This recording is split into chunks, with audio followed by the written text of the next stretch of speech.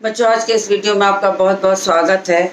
मैं आपको पाठ पढ़ा रही हूँ मिठाई वाला, जिसमें एक फेरी वाले की कहानी है, जिसके जीवन का कुछ दुख था, जिसके चलते वो कुछ चीज़ों को लाकर बच्चों के बीच बेचता था।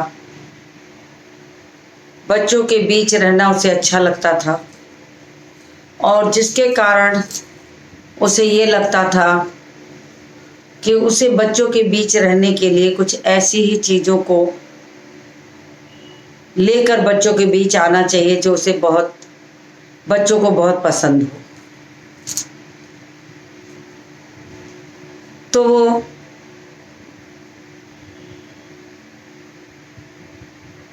सबसे पहले खिलौने लेकर के बच्चों के बीच आता है और फेरी वाले की तरह गाना गाता है कि बच्चों को बहलाने वाला खिलौने वाला।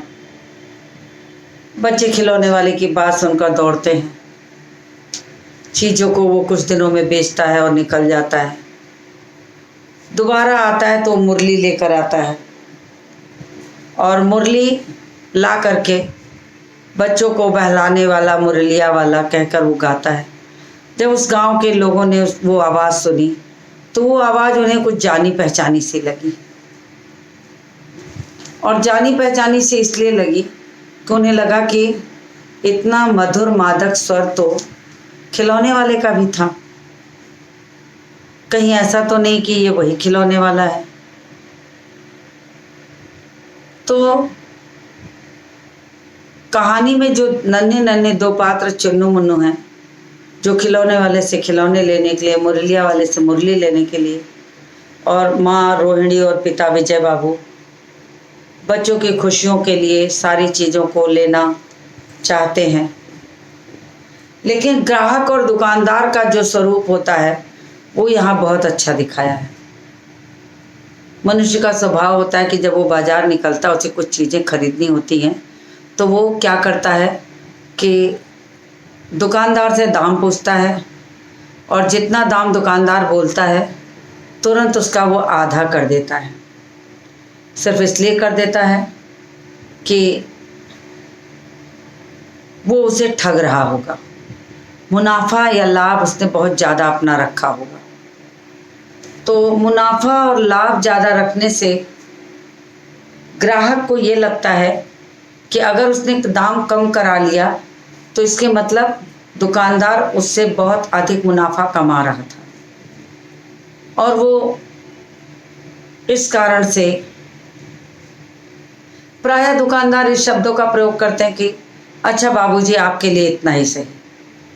अब ग्राहक को तो हमेशा ये लगता है कि मेरे लिए इतना ही सही क्यों, मैं कौन सा इसका खास हूँ। बिल्कुल सीधी सी बात है। लेकिन कभी कभी ऐसी स्थिति आती है कि किन्हीं कारणों से जो सामान होता है वो सस्ते में लोग दे देते हैं। कैसे दे देते हैं? जैसे किसी ने कोई सामान थोक के भाव खरीद लिया, अब उसे वो सस्ता मिला। थोक का भाव लेने का मतलब उसे वो सस्ता मिलेगा ही, और जब सस्ता मिलेगा तो वो फुटकर दाम से थोड़ा कम में दे देगा। उसे ऐसा लगेगा कि कम में देने में भी उसे मुनाफा हो रहा है, तो वो कम में दे देगा। यही होता है मुरली वाले से। जब पूछा जाता है कि कितने की मुरली है, तो वो बोलता है तो ऐसे 3-3 पैसे की, लेकिन आपके लिए बाबूजी 2 पैसे।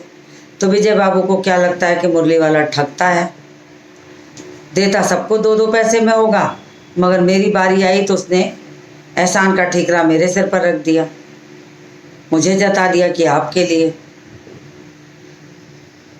तो ये बातें दुकानदार और ग्राहक के बीच की सभी के सामने से होकर गुजरती हैं, और प्रायः ये चीज़ देखने को मिल जाती है कि वास्तव में ऐसा ही होता है कि लोगों को ऐसा ही लगता है कि दुकानदार कभी घाटा सहकर अपना सामान नहीं बेचता। लेकिन कभी कभी हम जितनी सोचते हैं उतनी बातें सही नहीं होती। तो वो भी बिल्कुल इसी स्थिति में आता है तो विजय बाबू ने यही बात कहा कि देता सबको 2-2 पैसे में होगा, लेकिन एहसान का ठीकरा उसने मेरे सिर पे रख दिया। लेकिन उसने मुरली वाले से नहीं रहा गया, तो उसने कहा मैंने तो पूरी 1000 बनवाई थी, तब मुझे इस भाव में पड़ी है। उसने कहा कि बाबूजी, मैंने तो उसे पूरी 1000 बनवा ली थी और इस कारण से वो मुझे थोड़ी सस्ती पड़ी है, इस कारण से मुझे सस्ती पड़ी है।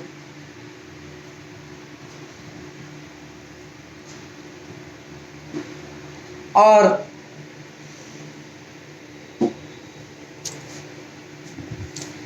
विजय बाबू ने से नहीं रहा गया, तो उन्होंने बोला कि अच्छा मुझे ज़्यादा वक्त नहीं, जल्दी से 2 ठो दे दो।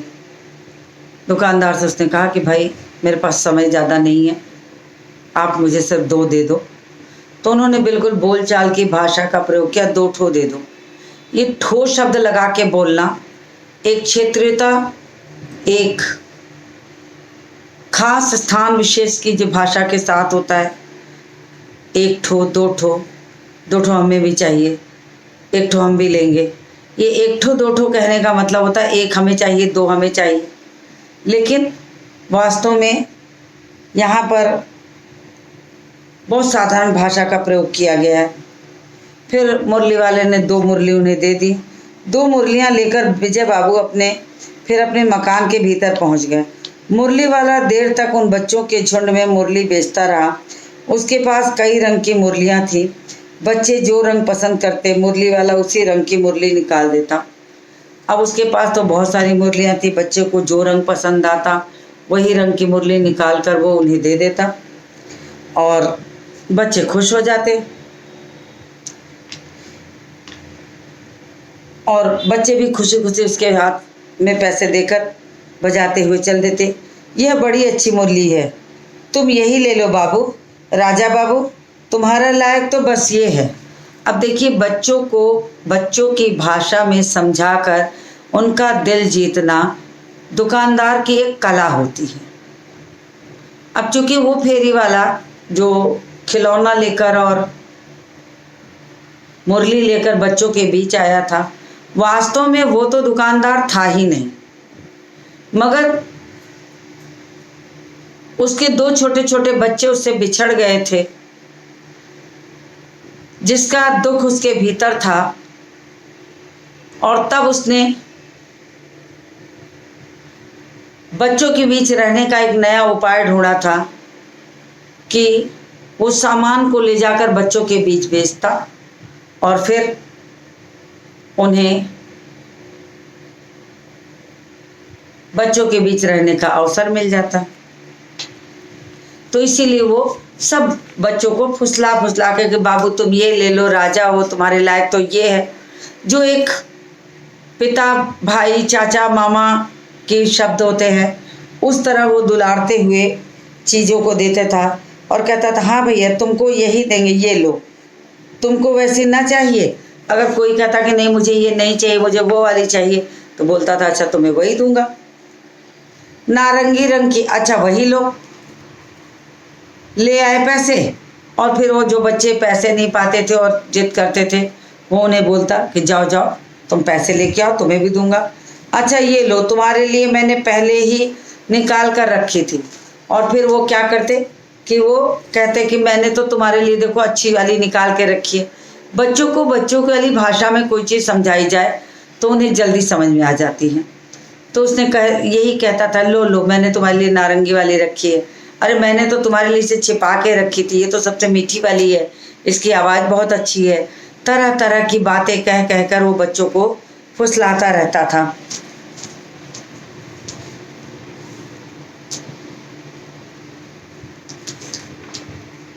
तो फिर वो बच्चों से कहता है लो मैंने तुम्हारे लिए ये वाली निकाल के रखी है। तुमको पैसे नहीं मिले, तुमने अम्मा से ठीक तरह से मांगे ना होगा। अगर कोई बच्चा रोता हो उसके पास आता और बांसुरी चाहता मगर उसके हाथ में पैसे नहीं होते, तो उन्हें समझाता, कह रहे तुम्हें लगता है अम्मा से पैसे मांगने नहीं आए, अम्मा को कैसे पुचकार के, फुसला करके, दुलार करके, प्यार करके बांसुरी के लिए पैसे मांगे जाते, वो तुमने सीखा नहीं है। जाओ अच्छी तरह से अम्मा से पैसे मांगो, तब तुम्हें मिलेंगे। धोती पकड़कर पैरों में लिपटकर अम्मा से पैसे मांगे जाते हैं। वो सिखाता है कि इस तरह से धोती पकड़कर पैर में लिपट करके जिद करके मांगा जाता है। तो बच्चे अगर कहते हैं कि नहीं, मुझे नहीं पता है, मुझे नहीं मालूम, मुझे नहीं मिले, तो समझाता कि जाओ फिर से मांगो, अच्छे से मांगो, अब की बार मिल जाएंगे। तो वो उन्हें समझाता है कि जाओ अब की बार मांगो, दुअन्नी है तो क्या हुआ, ये लो पैसे वापस लो। अब वो कुछ बच्चे कहते हैं कि जैसे बहुत लोग, हम लोग बाजार लेने जाते हैं, कहते हैं भाई चेंज नहीं है, फुटकर नहीं है, तो दुकानदार कभी कभी कहता है लाओ लाओ मेरे पास फुटकर है, मैं दे देता हूँ। तो ये भी बात आती है। तो दुकानदार तो हर तरह से ग्राहक के लिए ही सोचता है, अब की बार मिल जाएंगे, दुअन्नी है तो क्या हुआ, ये लो पैसे वापस लो, ठीक हो गया ना हिसाब, मिल गए पैसे, देखो मैंने तरकीब बताई, अच्छा अब तो किसी को नहीं लेना। मतलब कुल मिलाकर वो बच्चों से तरह तरह की बातें करता, उनके दुख दर्द पूछता, पैसा ना मिलने वाले को पैसा लेने का रास्ता बताता, और साथ ही साथ बताता कि अम्मा से पैसे कैसे मांगे जाते हैं। तुम्हें खिलौने लेना है तो माँ को प्यार करो, फुसलाओ और उनके पैरों पर पड़ो, तब जाके तुम्हें पैसे मिलते हैं। तो खिलौने वाला इस तरह बच्चों के बीच बच्चों की भाषा में बोलता और समझाता, और बार बार ये भी पूछता कि तो किसी को और कुछ तो नहीं लेना है, सब लोग ले चुके हो, तुम्हारी माँ के पास पैसे नहीं हैं, अच्छा तुम भी ये लो।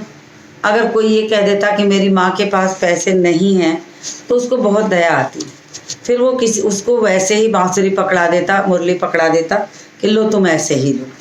अब देखिए, वो दुकानदार असली दुकानदार होता तो कभी ऐसा नहीं कर सकता था। वास्तव में वो तो दुकानदार था नहीं, मगर बच्चों के बीच रहने के लिए उसने ये सोच लिया था कि वो ऐसे ही काम करेगा ताकि उसे बच्चों के बीच रहने का अवसर हो और वो अपने बच्चों का दुख उसमें भूल सके। सब ले चुके, तुम्हारी माँ के पास पैसे नहीं है, अच्छा तुम भी ये लो, अच्छा तो अब मैं चलता हूँ। इस तरह मुरली वाला फिर आगे बढ़ जाता और फिर मुरली वाला ये कहते हुए वहाँ से निकल पड़ता, आगे बढ़ जाता। अब मुरली वाला तो बार बार कुछ कुछ समय के अंतराल पर आता, तो पहले बार से जब दूसरी बार आता है, कहानी का जब दूसरा भाग चलता है, तो वहाँ लिखा रहता पार्ट 2 6 महीने के बाद। उसी तरह एक चीज़ बेच करके वो कुछ दिनों तक इधर उधर रह जाता और फिर दूसरी चीज़ ले आता, दूसरी बेचकर खाली होकर जाता तो वो तीसरी चीज़ लाता। अब वो कुछ अंतराल के बाद की कहानी को फिर उसमें जोड़ा गया है तीसरे पार्ट के रूप में। तीसरा पार्ट बिल्कुल छोटा सा है। आज अपने मकान में बैठी रोहिणी मुरली वाले की सारी बातें सुनती रही। अब मुरली वाला बच्चों से जैसे जैसे बातें करके चीज़ें बेच रहा था, मकान के भीतर बैठी हुई रोहिणी जो रहती है वो सब बातें सुनती है। आज भी उसने बहुत अनुभव किया, क्योंकि बच्चों के साथ इतने प्यार से बातें करने वाला फेरी वाला पहले कभी नहीं आया। अब उसने कहा कि कोई ऐसा फेरी वाला उसने देखा नहीं था जो बच्चों के साथ इतना घुल मिल कर रहता हो, इतना प्यार से बातें करता हो। तो उसे थोड़ा आश्चर्य होता है। फिर वह सौदा भी कैसा सस्ता बेचता है। फिर रोहिणी को लगा कि दुकानदारी करने तो यह व्यक्ति नहीं निकला है, ये वास्तव में महंगा भी नहीं देता, सस्ता भी देता है, बच्चों के बीच भी रहता है, उनसे फुसलाता भी है, बातें भी करता है, तो आखिर इसकी क्या वजह है। फिर वह सौदा भी कैसा सस्ता बेचता है। भला आदमी जान पड़ता है तो वो कहता है कि ये तो बहुत भला आदमी लगता है, समय की बात है जो बेचारा इस तरह मारा मारा फिरता है, पेट जो न कराए सो थोड़ा। तब उसने कहा कि बहुत समय की बात है, वक्त की बात है कि उसके पास आज शायद पैसे कम हो गए हों, या उसके पास कोई ऐसा दुख हो जिसके कारण वो बच्चों के बीच रहना चाहता हो, या उसे कोई ऐसी आवश्यकता जो किसी को ना बताना चाहता हो, फिर भी उसे बच्चों के बीच रहना पड़ता हो, तो उसे लगता है कि बेचारा इस तरह मारा मारा फिर रहा है तो पेट जो न कराए, अर्थात पेट के लिए सब कोई कुछ भी करने को तैयार हो जाता है। इसी प्रकार मुरली वाले का क्षीण स्वर दूसरी ओर निकट की गली में सुनाई पड़ा, बच्चों को बहलाने वाला मुरलिया वाला। तो धीरे धीरे क्षीण स्वर का मतलब होता है कमजोर स्वर।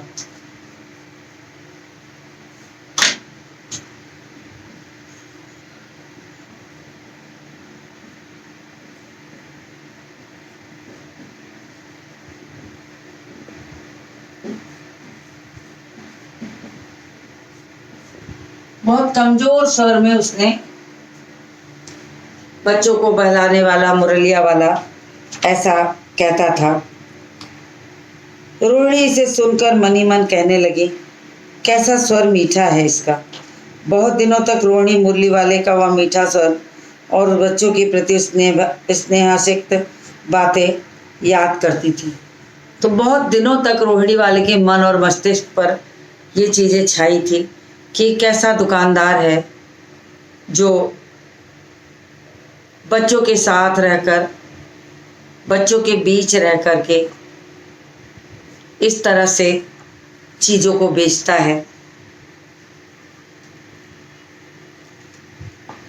बहुत दिन तक रोहिणी मुरली वाले का वह मीठा स्वर, उसकी बच्चों के प्रति स्नेह सिक्त बातें याद आती रही। महीने के महीने आए और चले गए, फिर मुरली वाला ना आया। धीरे धीरे उसकी स्मृति भी क्षीण हो गई। लेकिन काफ़ी दिन हो गया, रोहिणी उसको याद करती रही, लेकिन बहुत लंबा समय गुजर गया मगर वो दोबारा नहीं आया। तो उसकी यादें भी धीरे धीरे धूमिल हो गई। जब 6 महीने के बाद खिलौने वाले के बाद मुरली वाला आया था, तो भी लोगों ने एक बार सोचा कि ये वही व्यक्ति है अथवा कोई और है। लेकिन धीरे धीरे फिर उसने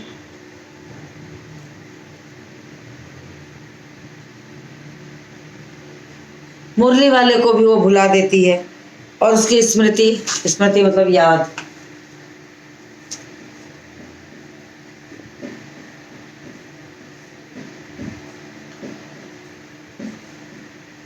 जो उसकी यादें रहती हैं वो कमज़ोर पड़ जाती है। वो भूल जाती है कि हाँ कोई फेरी वाला था, आया और चला गया, तो वो धीरे धीरे भूल जाती है। फिर 8 मास बाद की कहानी है। पहले से दूसरे के बीच में 6 महीने।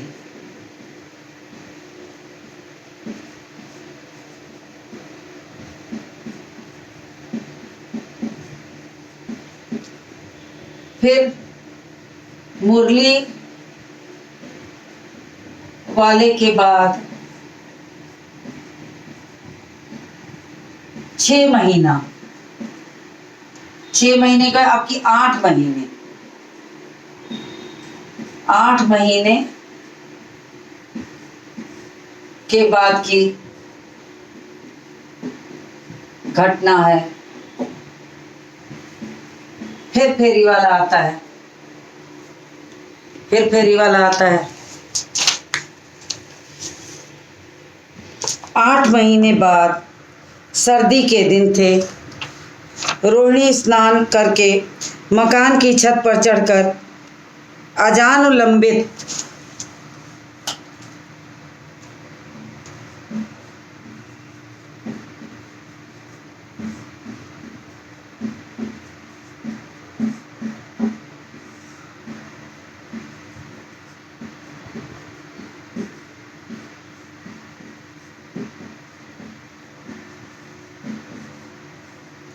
तो अजानुलंबित यानी उसके बाल जो थे वो घुटने तक लंबे लंबे थे। तो छत पर नहा धोकर जाड़े के महीने में छत पर चढ़कर केश राशि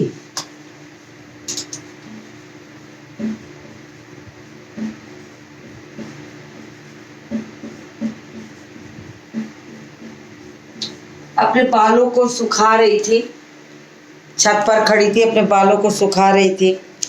तभी उसी समय नीचे की गली में सुनाई पड़ता है, बच्चों को बहलाने वाला, मिठाई वाला। अब उसे जो आवाज़ सुनाई पड़ती है वो आवाज़ कैसी रहती है कि बच्चों को बहलाने वाला, मिठाई वाला। यानी एक फेरी वाला था जो पहले खिलौने वाला बन के आया, दोबारा आया मुरली वाला बन के आया, अब वो मिठाई वाला बन के आया है।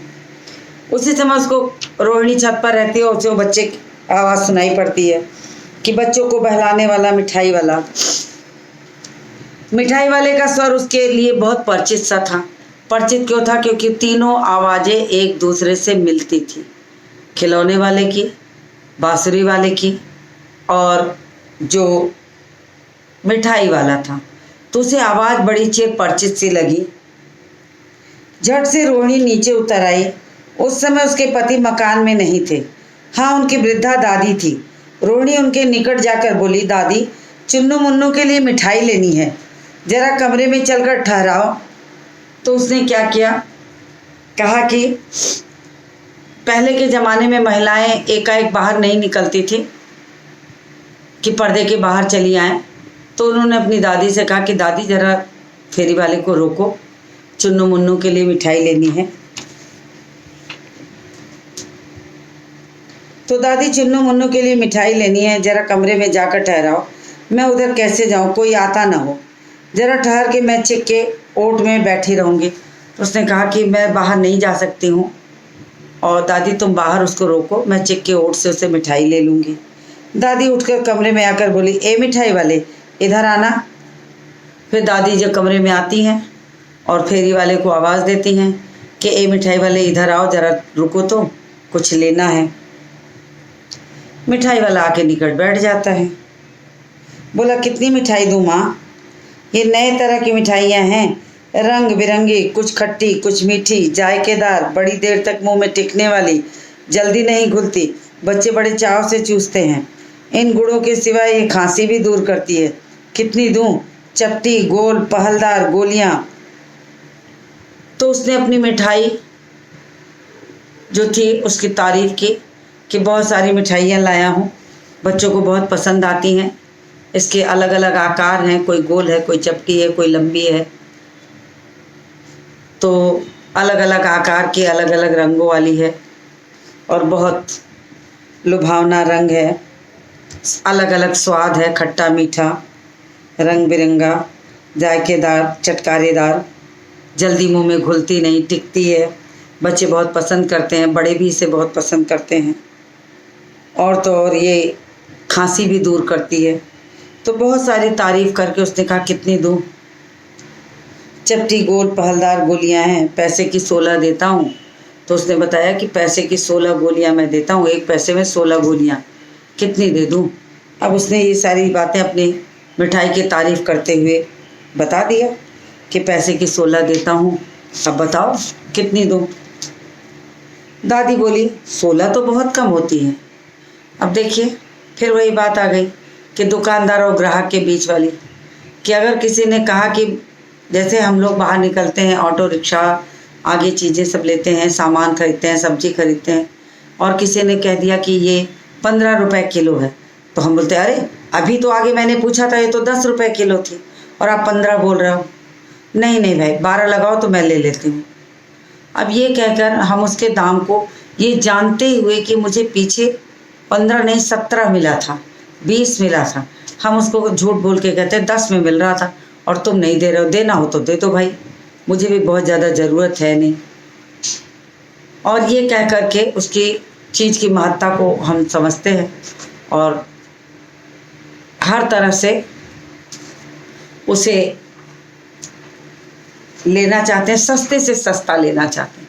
तो दादी ने भी वही कहा, भाई 16 तो बहुत कम दे रहे हो, कम से कम 25 तो दो, 20 भी नहीं 25। तो दादी ने कहा कि नहीं नहीं, एक पैसे में 25 दो तभी लूँगी, ऐसे नहीं लेने वाली। मिठाई वाला बोला, नहीं दादी, अधिक नहीं दे सकता, इतना भी देता हूँ, यह अब मैं तुम्हें क्या, खैर मैं अधिक न दे सकूँगा। उसने कहा कि दादी आप बुजुर्ग हो, आपको मैं इतनी दे रहा हूँ, इससे ज़्यादा मैं नहीं दे पाऊँगा, रोज़ी रोटी का सवाल है।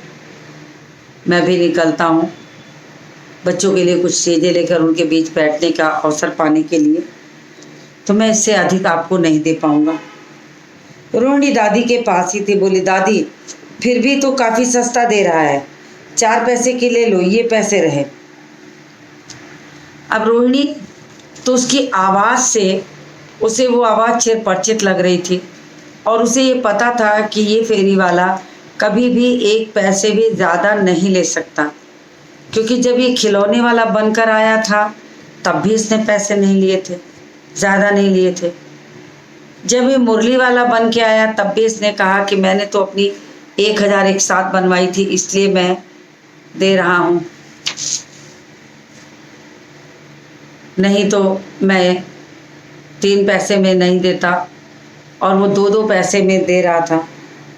हालांकि विजय बाबू ने भी उसे यही कहा कि तुम ऐसे ही सबको कहते होगे और फिर भी मुझे समझा रहे हो। फिर जब मिठाई लेके आया तो दादी ने भी वही कहा, कह रहे नहीं भाई 16 तो बहुत कम है, 25 दो कम से कम तो लो। रोहिणी तो उसकी स्वभाव से परिचित थी कि वो कभी ज़्यादा पैसे नहीं ले सकता। उसने कहा नहीं दादी, सस्ता तो दे रहा है, ले लेते हैं, 4 पैसे की ले लो। ये कह कर के उन्होंने दिखाया, तो 4 की दे दो। अब मिठाई वाला मिठाइयाँ गिनने लगता है। अच्छा 25 न सही तो 20 ही दो। अरे हाँ, मैं बूढ़ी हुई, मोल भाव मुझसे ज़्यादा करना मुझे आता नहीं। तो उन्होंने अपने बुढ़ापे की दुआई दी कि मैं बूढ़ी हूँ, मैं तुमसे ऐसे कह रही हूँ तो कम से कम मेरी बात तो रख लो और मुझे कुछ तो बढ़ा के दो। कहते हुए दादी के पोपले मुंह में जरा सी मुस्कुराहट फूट पड़ी और मुस्कुरा के दादी ने कहा कि भाई मुझे तो दो कम से कम, मैं तो बूढ़ी हूँ।